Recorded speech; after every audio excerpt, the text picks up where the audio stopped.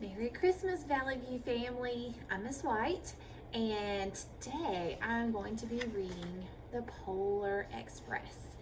If you want to take an AR quiz over it, the quiz number is 5240. 5240. But if not, just sit back and relax and listen to my story. It's written and illustrated by Chris Van Allsburg.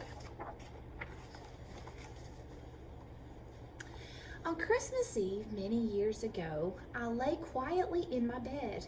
I did not rustle the sheets. I breathed slowly and silently. I was listening for a sound a friend had told me I'd never hear. The ringing bells of Santa's sleigh. There is no Santa, my friend had insisted, but I knew he was wrong. Late that night, I did hear sounds, though not of ringing bells. From outside came the sounds of hissing steam and squeaking metal. I looked through my window and saw a train standing perfectly still in front of my house.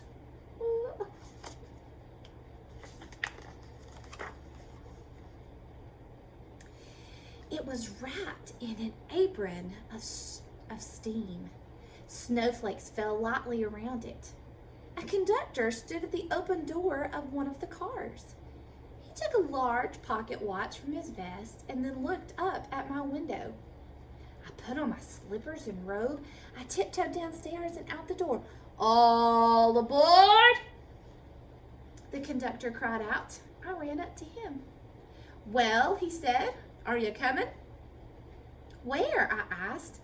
"Why, to the North Pole, of course," was his answer. "This is the Polar Express." I took his outstretched hand and he pulled me aboard.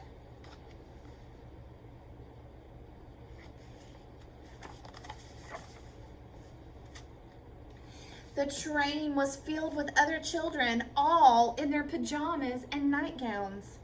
We sang Christmas carols and ate candies with nougat centers as white as snow. We drank hot cocoa as thick and rich as melted chocolate bars. Outside, the lights of towns and villages flickered in the distance as the Polar Express raced northward.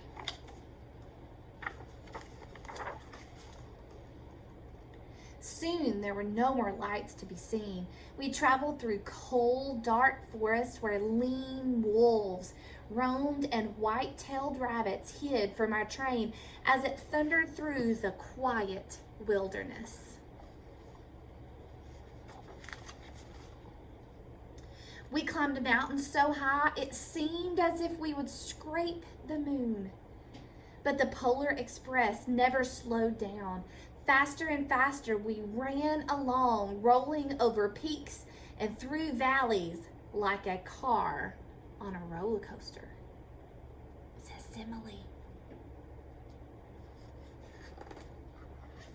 See it?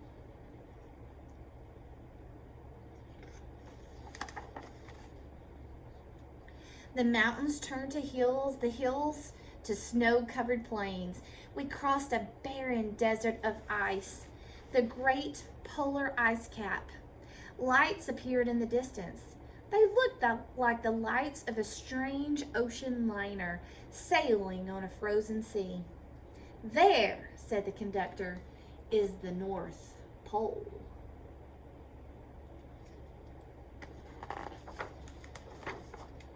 The North Pole. It was a huge city standing alone at the top of the world, filled with factories where every Christmas toy was made. At first, we saw no elves. "They are gathering at the center of the city," the conductor told us. "That is where Santa will give the first gift of Christmas." "Who receives the first gift?" we all asked. The conductor answered, "He will choose one of you."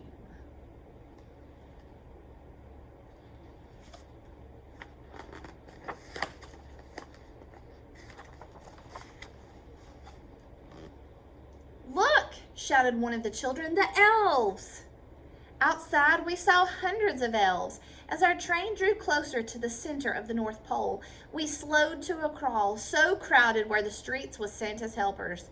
When the Polar Express could go no farther, we stopped, and the conductor led us outside. Emma?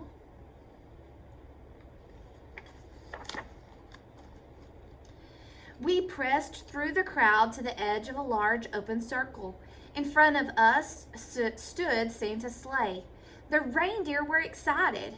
They pranced and paced, ringing the silver sleigh bells that hung from their harnesses. It was a magical sound, like nothing I had ever heard. Across the circle, the elves moved apart, and Santa Claus appeared. The elves cheered wildly. He marched over to us and, pointing at me, said, "Let's have this fellow here." He jumped into his sleigh. The conductor handed me up. I sat on Santa's knee, and he asked, "Now, what would you like for Christmas?"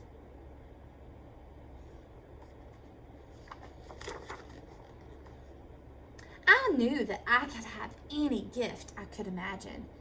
But the thing I wanted most for Christmas was not inside Santa's giant bag.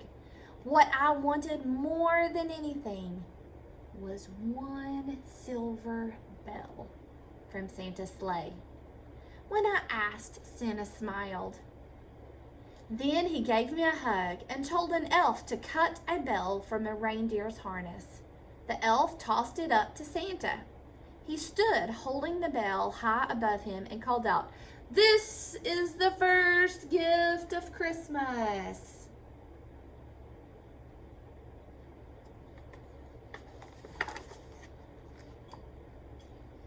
A clock struck midnight as the elves roared their approval. Santa handed the bell to me, and I put it in my bathrobe pocket. The conductor helped me down from the sleigh.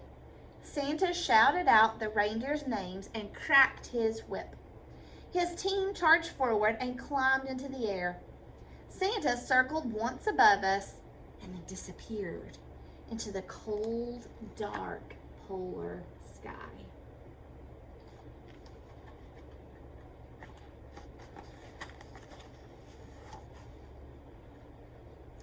As soon as we were back inside the Polar Express, the other children asked to see the bell. I reached into my pocket, but the only thing I felt was a hole. I had lost the silver bell from Santa Claus's sleigh. "Let's hurry outside and look for it," one of the children said. But the train gave a sudden lurch and started moving. We were on our way home.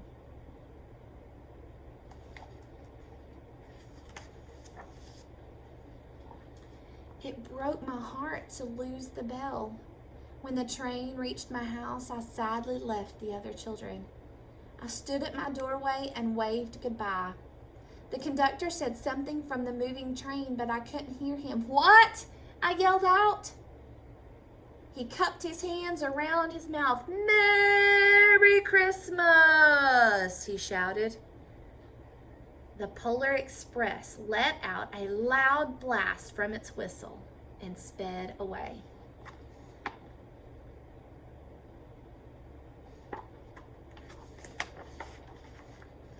On Christmas morning, my little sister Sarah and I opened our presents.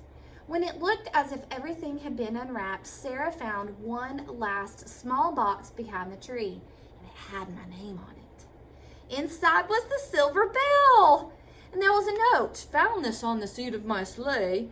Fix that hole in your pocket. Signed, Mr. C."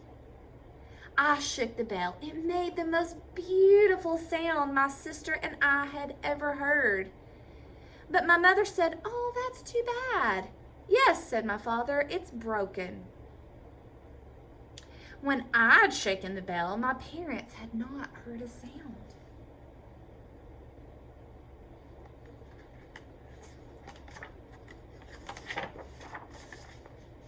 At one time, most of my friends could hear the bell, but as the years passed, it fell silent for all of them. Even Sarah found one Christmas that she could no longer hear its sweet sound. Though I've grown old, the bell still rings for me as it does for all who truly believe. I hope you've enjoyed the story. If you'd like to take a test, it's 5240. If not, that's okay too. And I hope you all have a very Merry Christmas. Bye.